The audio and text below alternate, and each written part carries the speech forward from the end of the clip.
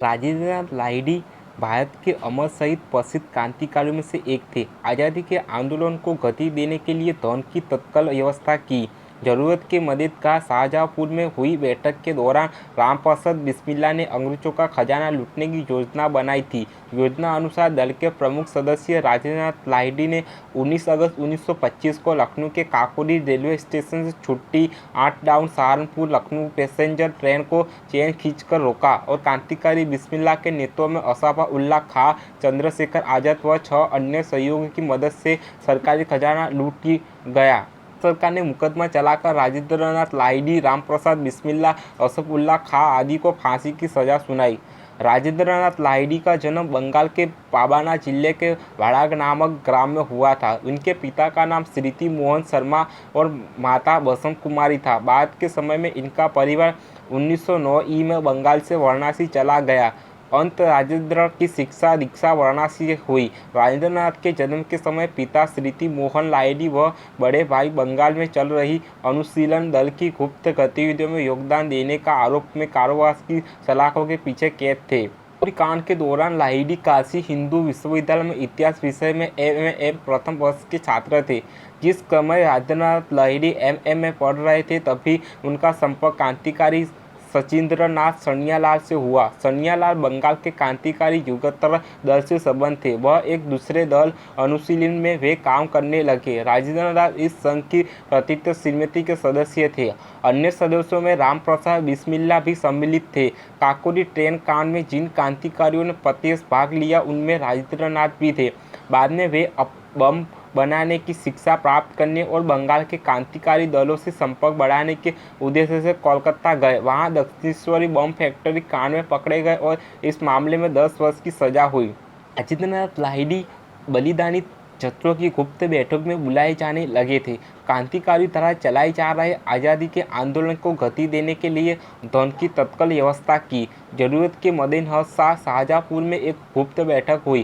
बैठक के दौरान रामप्रसाद बिस्मिल्ला ने अंग्रेजी सरकार का खजाना लूटने की योजना बनाई। इस योजना अनुसार दल के ही प्रमुख सदस्य राजेंद्रनाथ लाहिड़ी ने 9 अगस्त 1925 को लखनऊ के काकोरी रेलवे स्टेशन में छुट्टी 8 down Saharanpur Lucknow passenger train को चेन खींचकर रोका और क्रांतिकारी पंडित रामप्रसाद बिस्मिल्ला के नेतृत्व में असफाउल्ला खां, चंद्रशेखर आजाद व 6 अन्य सहयोगी की मदद से समूची ट्रेन पर धाव बोलते हुए सरकारी खजाना लूट लिया। अपनी अंग्रेजी हुकूमत ने उनकी पार्टी हिंदुस्तान रिपब्लिकन एसोसिएशन के कुल 40 क्रांतिकारियों पर सम्राट के विरुद्ध शस्त्र युद्ध छेड़ने, सरकारी खजाना लूटने व मुसाफिर की हत्या करने का मुकदमा चलाया, जिसमें राजेंद्रनाथ लाहिड़ी, रामप्रसाद बिस्मिल्ला, असफाउल्ला खां तथा ठाकुर रोशन सिंह को मृत्युदंड सुनाई गई। इस मुकदमे में 16 अन्य क्रांतिकारियों का कम से कम 4 वर्ष की सजा से लेकर अधिकतम काला पानी तक का दंड दिया गया।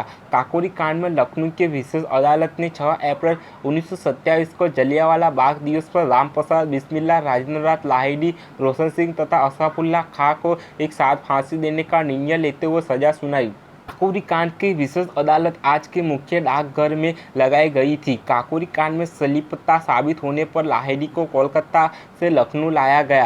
रेडियो में ही सारे अभियोगी आते जाते सभी मिलकर गीत गाते। एक दिन अदालत से निकलते समय सभी क्रांतिकारी सरफरोशी की तमन्ना अब हमारे दिल में है गाने लगे। सुरेंद्र बरमंडा सिंह ने इन्हें चुप रहने को कहा, लेकिन क्रांतिकारी सामूहिक गीत गाते रहे। बरमंडा सिंह ने सबसे आगे चले रहे राजेंद्र लाहिड़ी का गला पकड़ लिया।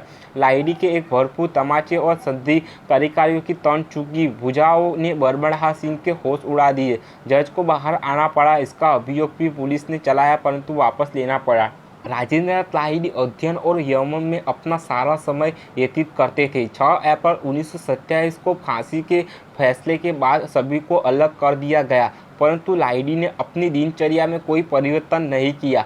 जेलर ने पूछा कि प्रार्थना तो ठीक है, परंतु अंतिम समय इतनी भारी कसरत क्यों? राजेंद्रनाथ लाहिड़ी ने उत्तर दिया, यह मेरा नित्य का नियम है। मृत्यु का भय से मैं नियम क्यों छोड़ दूं? दूसरा और महत्वपूर्ण कारण है कि हम पूर्ण जन्म में विश्वास रखते हैं। यह इसलिए किया कि दूसरे जन्म में भी बलिष्ठ शरीर मिले जो ब्रिटिश साम्राज्य के खिलाफ युद्ध में काम आ सके। अंग्रेजी सरकार ने डर से राजेंद्र लाहिड़ी को घोड़ा कारागार भेजकर अन्य क्रांतिकारी से 2 दिन पूर्व ही 17 दिसंबर 1927 को फांसी दे दी।